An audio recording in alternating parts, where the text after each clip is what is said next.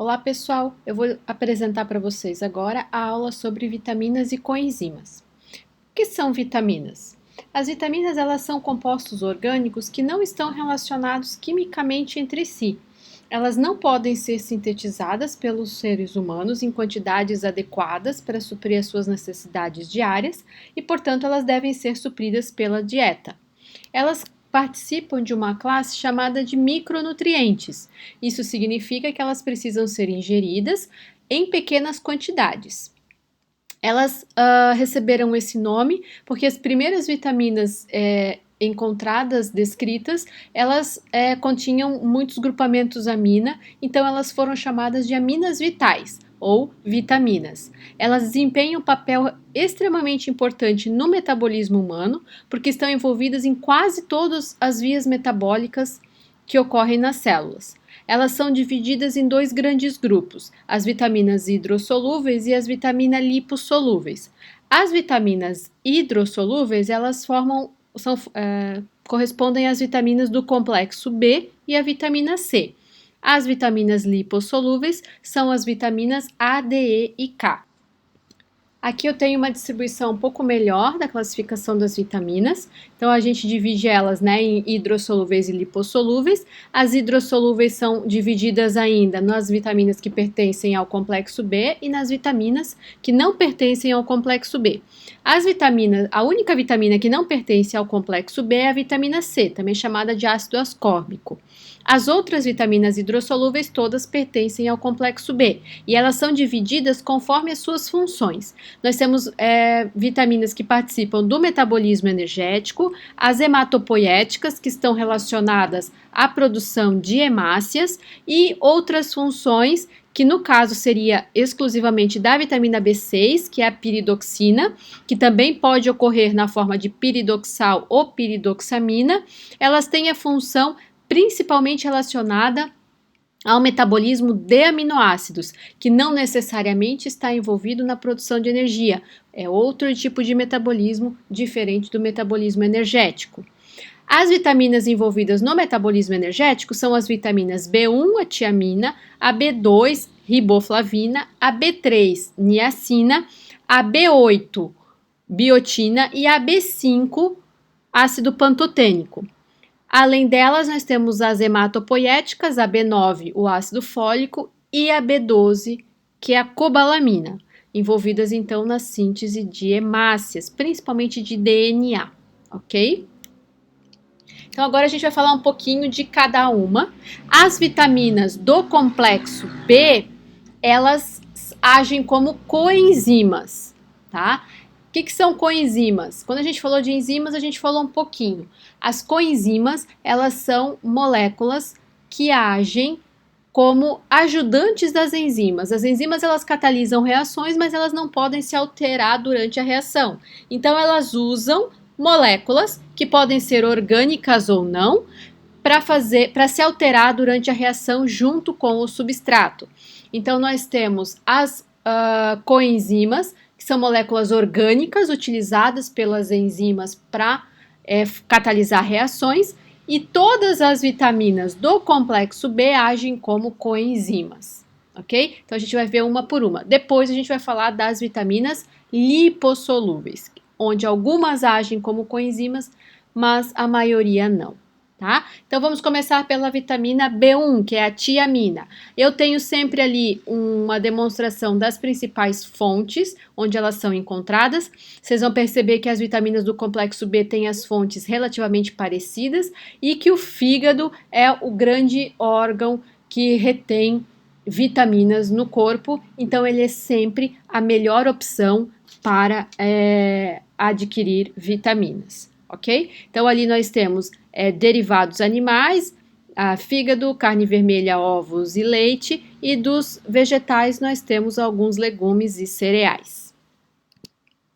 A vitamina B1, ela é conhecida como tiamina, e quando ela age nas células, ela adquire uma ligação com duas moléculas de fosfato formando a tiamina pirofosfato. A tiamina pirofosfato é a coenzima para várias enzimas relacionadas ao processo de descarboxilação, retirada de carboxilas, de ácidos carboxílicos das moléculas. No caso da vitamina B2, é a riboflavina, também é encontrada em carne vermelha, também em carne branca, fígado, ovos e leite, além de queijo. Então, essas são as principais fontes da riboflavina, então, são de origem animal. Tem também origem vegetal? Tem, em alguns vegetais verdes. A riboflavina, ela dá origem a duas coenzimas, a flavina adenina dinucleotídeo, que é o FAD, que nós vamos falar muito quando entrarmos na parte de metabolismo, e o FMN, que é a flavina mononucleotídeo. O FAD e o FMN, assim como a próxima vitamina que nós vamos falar, que é a B3, elas participam de reações de oxidação-redução. Normalmente elas se reduzem para oxidar no metabolismo energético as moléculas que estão sendo degradadas para produzir energia. Então aqui eu tenho uma demonstração da redução do FAD, que entra normalmente na reação oxidado e que recebe então íons hidrogênio e elétrons que catalisam a reação, que fazem parte então da redução dessa molécula. A vitamina B3, a niacina, ela é encontrada nas mesmas fontes anteriores da riboflavina, porém também em grande quantidade no germe de trigo. A niacina, ela forma duas coenzimas também, na verdade é uma coenzima que pode ou não estar fosforilada, contendo fosfato, que é o NAD e o NADP. A sigla NAD significa nicotinamida adenina dinucleotídeo, que é a abreviação, né, que é o nome para a sigla NAD, ou nicotinamida adenina dinucleotídeo fosfato. Essas são as coenzimas formadas a partir da vitamina B3, a niacina. E essas, assim como o FAD, participam de reações de oxidação e redução, agindo como agentes oxidantes, ou seja, elas se reduzem para que o substrato da enzima seja oxidado. Então, aqui eu tenho a demonstração, então, da redução do NAD. O NAD ele recebe 2 elétrons e um hidrogênio e torna-se então reduzido a NADH. Então essas duas reações, tanto do FAD como do NAD, essas reduções do NAD e do FAD, elas são extremamente importantes para o metabolismo celular. Quando a gente falar em degradação de moléculas para a produção de energia, nós vamos falar muito em NAD e FAD. Não sei se vocês já ouviram falar na degradação de glicose, lipídios para a produção de energia, em que passam então por etapas chamadas ciclos de Krebs e cadeia respiratória. O ciclo de Krebs e a cadeia respiratória, eles agem com base nessa função que tem o NAD e o FAD em se reduzir, se ligar a hidrogênios e carrear esses hidrogênios até a cadeia respiratória para que você possa ativar a última fase do metabolismo energético. Então, a deficiência destas vitaminas, ela é grave porque ela leva a perda de função severa nas células.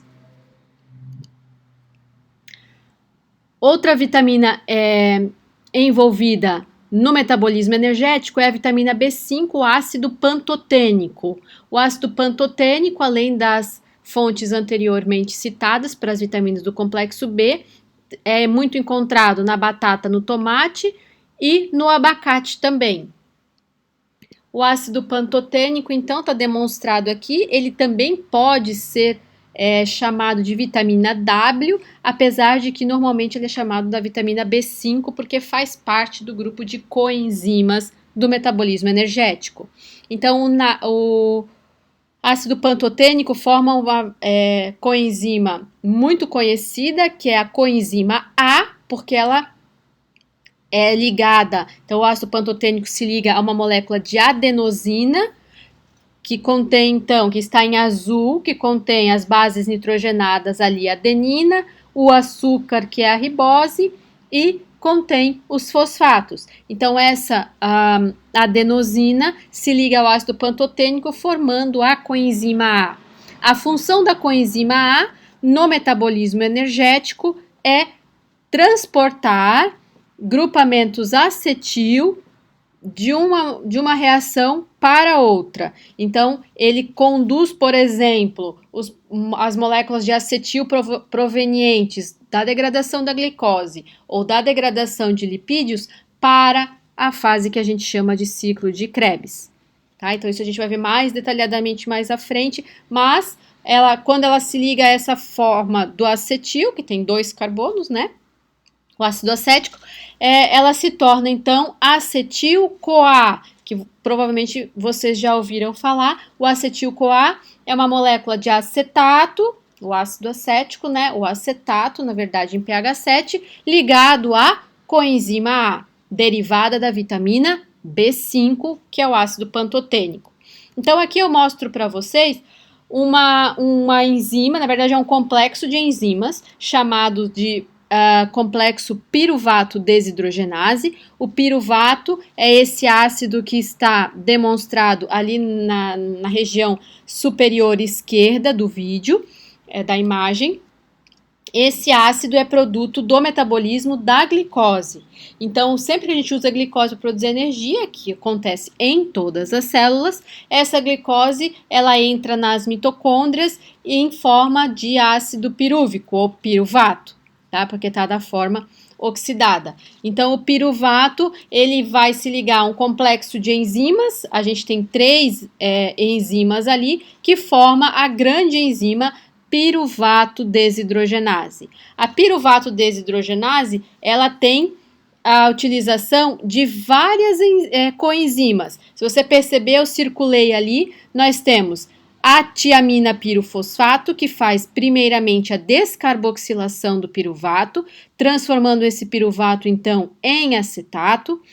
Ela segue para a segunda parte da enzima, em que ocorre a oxidação desse acetato, perdendo, então, hidrogênios e elétrons para o FAD e, em sequência, para o NAD.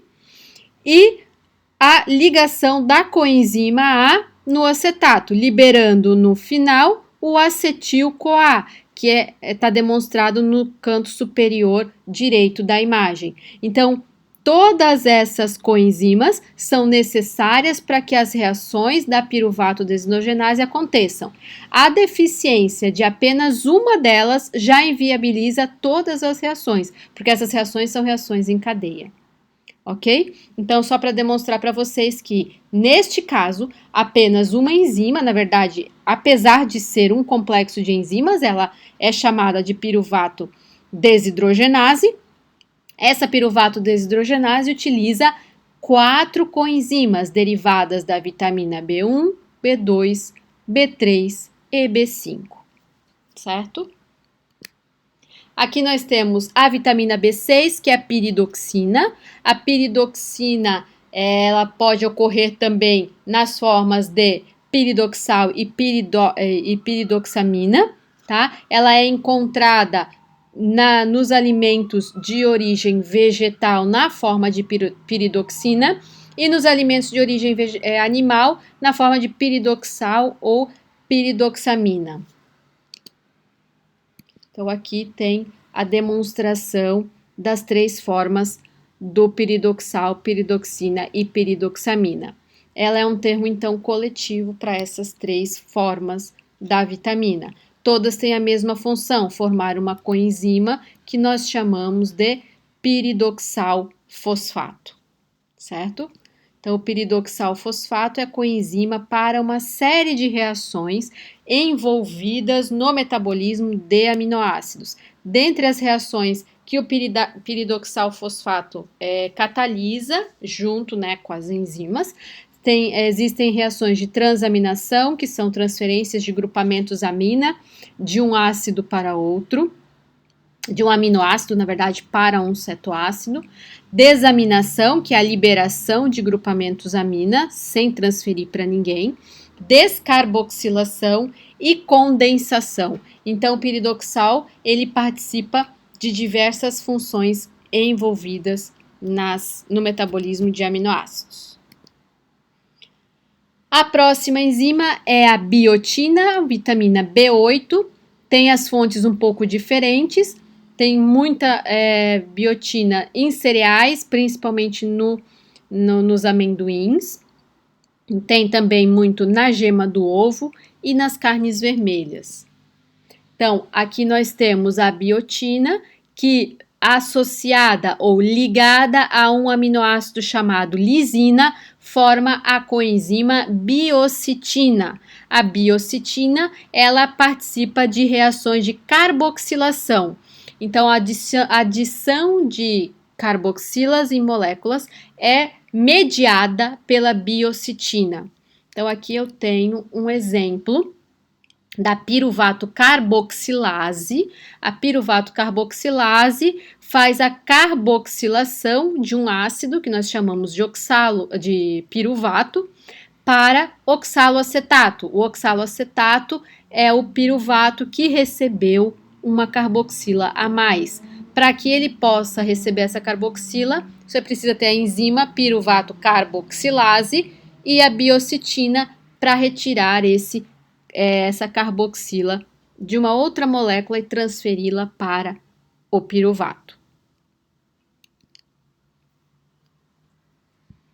A vitamina B9 é conhecida como ácido fólico. O ácido fólico está presente principalmente no fígado também e em vários alimentos de origem animal, como milho, amendoim, vegetais folhosos e alguns legumes. O ácido fólico, que é a vitamina B9, ele forma duas coenzimas, o ácido dihidrofóbico e o ácido tetrahidrofólico. O ácido tetrahidrofólico, que é o THF, ou tetrahidrofolato no pH 7, é a forma mais ativa de coenzima do ácido fólico. Ele participa da síntese de colina e de purinas, que são essenciais para a síntese de DNA, assim como ele participa da conversão de dois aminoácidos, um no outro, de homocisteína em metionina, também muito importante para a síntese de DNA. Então, o tetrahidrofolato, que é a forma mais ativa da coenzima, e mais utilizada pelas enzimas, na verdade, recebe fragmentos de um carbono de vários doadores, principalmente dos aminoácidos serina, glicina e histidina, e transfere esses fragmentos de carbono para intermediários do metabolismo da síntese de aminoácidos, purinas e principalmente da TMP, que é o monofosfato de timidina, que é uma pirimidina encontrada no DNA. Então, o DNA é um ácido nucleico, ele é formado por bases nitrogenadas. Essas bases são divididas em duas classes, purinas e pirimidinas. Tanto as purinas como a exclusiva timidina, que é a pirimidina, ela depende da presença de ácido fólico para ser sintetizada. A deficiência de ácido fólico gera um tipo de anemia que chama anemia megaloblástica, porque as hemácias elas ficam muito grandes, elas ficam com muitos resíduos de células e organelas dentro delas, adquirindo então um tamanho maior do que o normal, apesar do número diminuído de células. Então ocorre na deficiência do ácido fólico a diminuição da síntese de purinas e de timidina. E essa diminuição da síntese dessas purinas e timidina faz com que ocorra a incapacidade das células produzir DNA para divisão celular. Então, a célula não consegue produzir o DNA e não consegue se dividir, diminuindo principalmente o número de células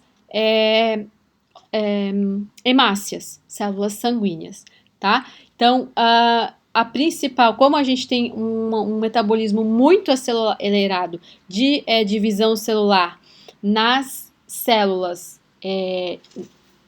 nas hemácias, nas células sanguíneas, é onde primeiro se vê a deficiência dessa vitamina, ok? A vitamina B12, também chamada de cobalamina, essa é exclusivamente encontrada em alimentos de origem animal, porque ela é produzida apenas por micro-organismos. Nenhuma planta, nenhum vegetal sintetiza cobalamina, tá? Aqui nós temos a estrutura da cobalamina. A cobalamina ela tem um anel chamado de anel corrina. Esse anel corrina tem um cobalto no seu interior, estabilizado por ligações com nitrogênios, desculpa, e ela é uma vitamina extremamente complexa que forma duas coenzimas, a 5-desoxiadenosilcobalamina e a metilcobalamina. Ela atua em associação com o ácido fólico para a produção de DNA, para o desenvolvimento de eritrócitos ou hemácias, além de participar também da degradação de alguns aminoácidos e principalmente da manutenção do sistema nervoso, que é um tecido também com alto teor metabólico, principalmente em relação a fornecimento de energia de oxigênio através das hemácias para o sistema nervoso. Então, é uma ação mais indireta no sistema nervoso do que nas células sanguíneas, que é uma ação direta. Então, aqui eu trouxe um mecanismo de ação associado entre o ácido fólico, que produz o THF, que é o tetrahidrofolato, em associação com a vitamina B12. Então, no nosso corpo nós temos aminoácidos, 3 estão demonstrados aqui, a metionina, a homocisteína e a cisteína ali embaixo. A metionina, ela normalmente é utilizada para a produção de proteínas, mas ela pode ser convertida em homocisteína e cisteína também. E essa cisteína, ela pode então ser utilizada para a produção de proteínas. Porém, nem toda a homocisteína é convertida em cisteína. Então, o que não é convertido em cisteína precisa retornar de novo à forma de metionina, ou seja, precisa ganhar um grupamento metil para se tornar de novo metionina.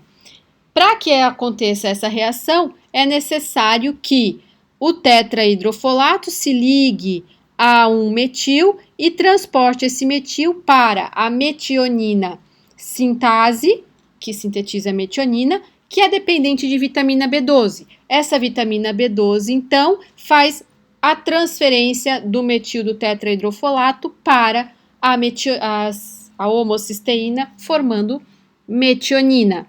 A deficiência da vitamina B12 pode levar também à deficiência não só da conversão de homocisteína em metionina, mas também a deficiência do tetrahidrofolato livre, que é a forma ativa para a maior parte das enzimas que participam da síntese de DNA e de purinas no caso. Então, se eu não tenho a vitamina B12, eu não consigo liberar o tetrahidrofolato desse metil, então ele fica metilado, fazendo com que ele perca a função nas outras reações para catalisar, por exemplo, a síntese de purinas, podendo levar então à anemia megaloblástica por deficiência de tetrahidrofolato. Então, a deficiência de B12 diminui a forma ativa do tetrahidrofolato, que é a forma livre, diminuindo assim a forma, a síntese de purinas e de DNA, podendo levar à anemia megaloblástica também.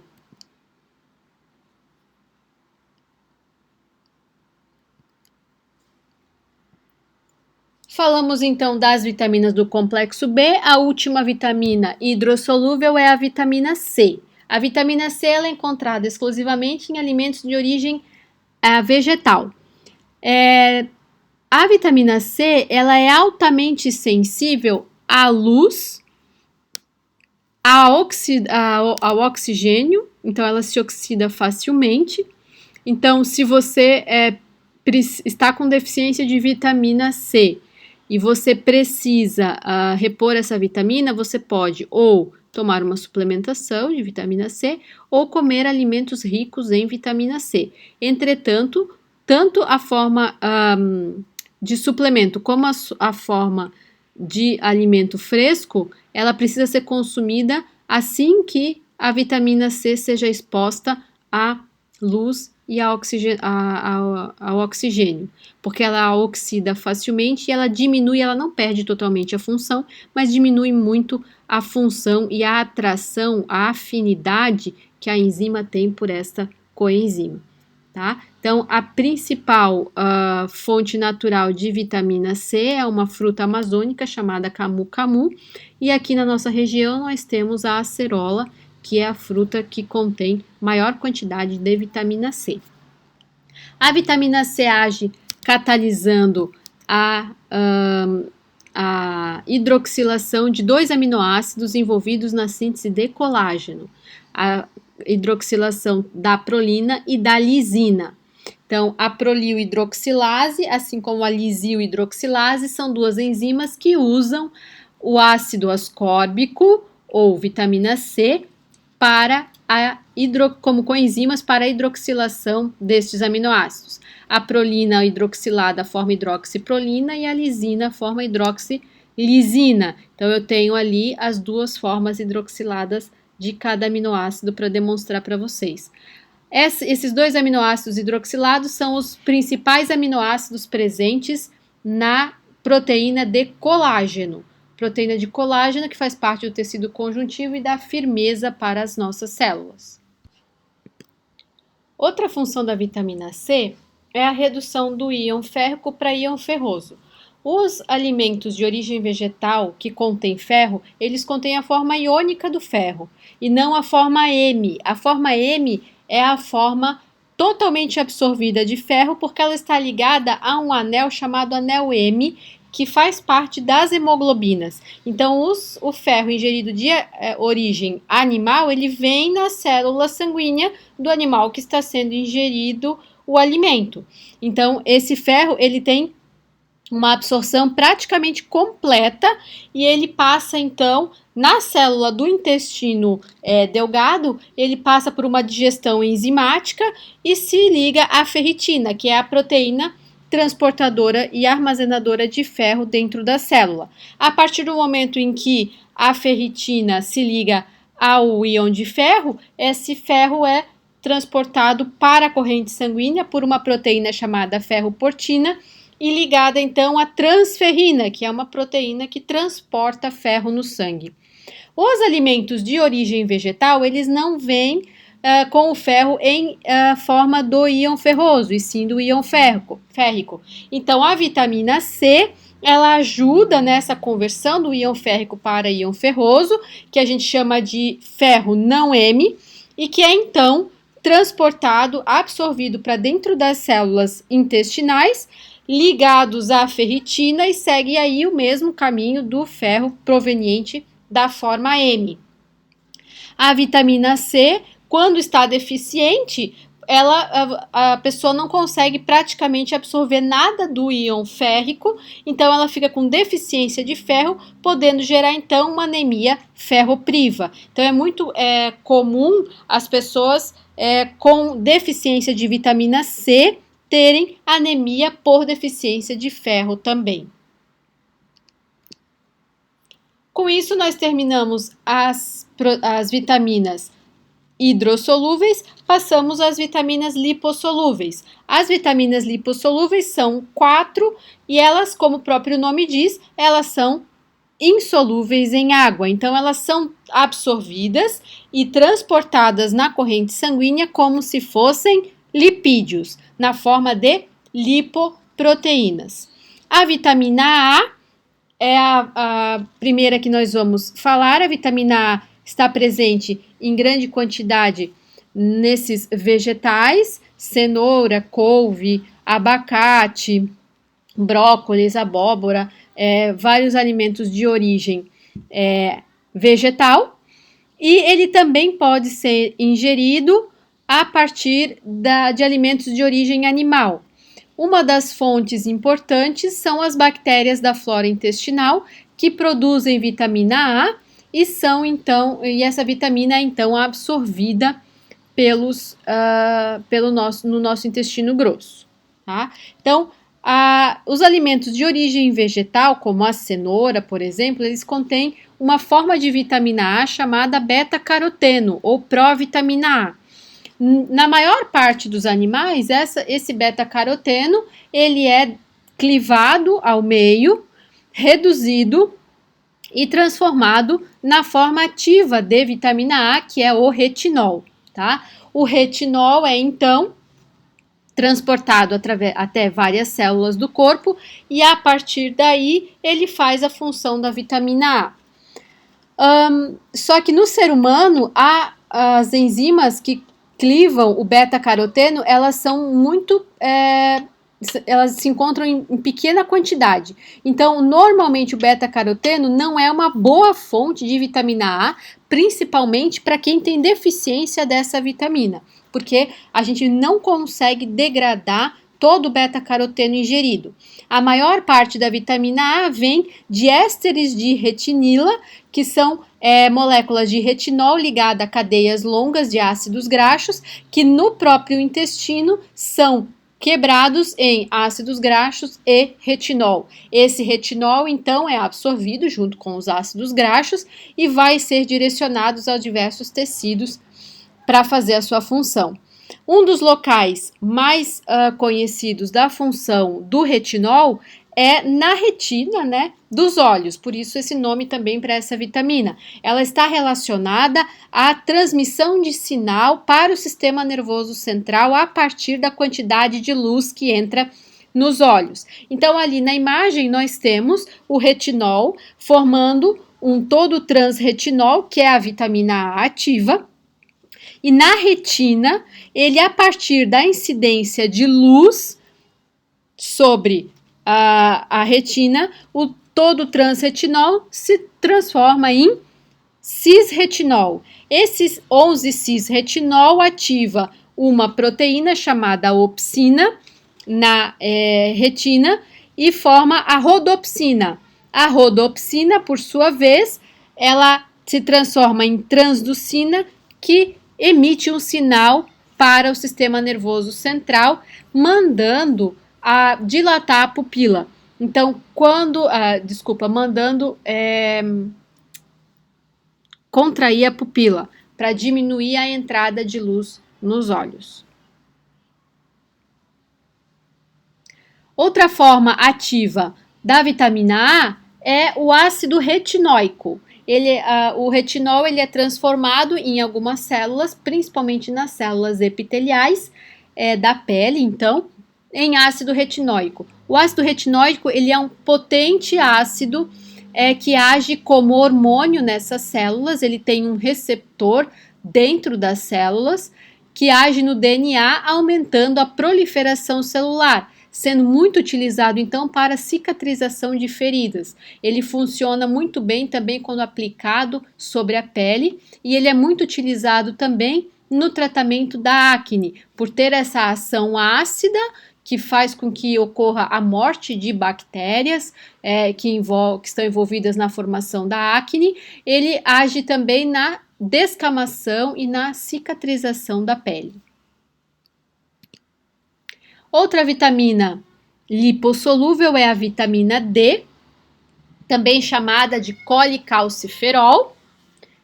O colicalciferol ele está envolvido com o metabolismo de cálcio, ele tem como suas fontes principais o dihidrocolesterol presente na membrana celular das células epiteliais, então da nossa pele, que através da incidência dos raios ultravioleta forma o colicalciferol, que é a vitamina D3, que ainda não é ativa. Ela tem que passar por duas ativações, uma hepática e uma renal, para que se tornar então a forma ativa da vitamina D, que é a forma da vitamina D ativa 1,25 de hidroxicólicalciferol ou 1,25 de hidroxivitamina D3. A vitamina D, então, ela é produzida a partir da pele. Se a pessoa não pega muito sol, ela pode ter deficiência em vitamina D, mas ela tem opções de ingestão da vitamina D. Então, alimentos como ovo, manteigas, eles são ricos em vitamina D também.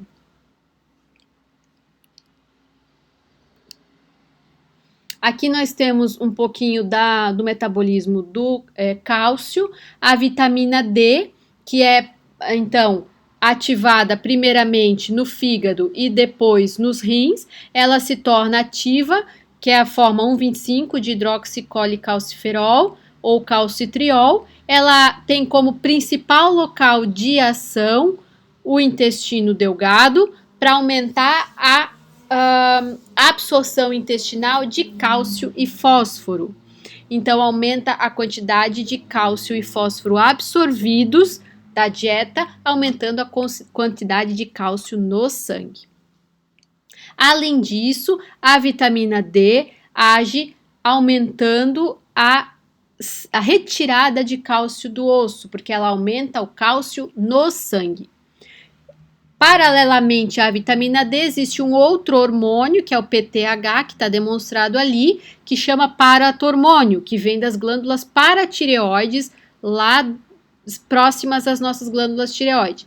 A glândula das paratireoides, ela secreta o paratormônio, que vai no rim, estimula a ativação da vitamina D e vai nos ossos, aumentando, fazendo com que aumente a saída de cálcio dos ossos. Mas então por que a vitamina D, agindo nos ossos, para retirar cálcio dos ossos, é indicada para quem tem raquitismo ou osteoporose?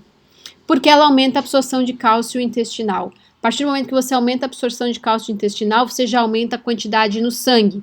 Quando aumenta a quantidade de cálcio no sangue, você libera outros hormônios que vão fazer com que o cálcio seja depositado nos ossos, ok? Então, a ação direta da vitamina D nos ossos não é depositar cálcio nos ossos, é uma ação indireta, porque assim que ela aumenta o cálcio no sangue através da absorção de cálcio da dieta, ela faz com que outros hormônios ajam nos ossos, aumentando a deposição de cálcio e o armazenamento de cálcio. A função principal da vitamina D é aumentar cálcio no sangue, ok? A próxima vitamina é a vitamina K, que foi descrita pela primeira vez em 1929. Ela é dividida em duas grandes famílias. A família das filoquinonas, ou vitaminas K1, que são sintetizadas nas plantas e são as principais fontes de vitamina K da dieta, e as menaquinonas, que são as vitaminas da família K2, que são compostos produzidos por bactérias intestinais e que recebem o nome, a sigla MK. Essa não é uma fonte muito grande de vitamina K para o ser humano, mas é uma fonte limitada, apesar de oferecer também uma quantidade de vitamina K para o organismo. A vitamina K está diretamente relacionada à coagulação do sangue, participando no fígado da síntese de fatores de coagulação. Um deles é a protrombina. A protrombina, ela é um fator de coagulação importante para a coagulação do sangue, então, e a enzima glutamato carboxilase utiliza a vitamina K como coenzima para a carboxilação dos resíduos de glutamato da protrombina. A partir do momento em que a protrombina é sintetizada, ela é jogada na corrente sanguínea e fica inativa ali até ela precisar ser utilizada na coagulação do sangue. Muitos anticoagulantes, eles agem através da inibição da vitamina K no fígado, impedindo então a ação da protrombina.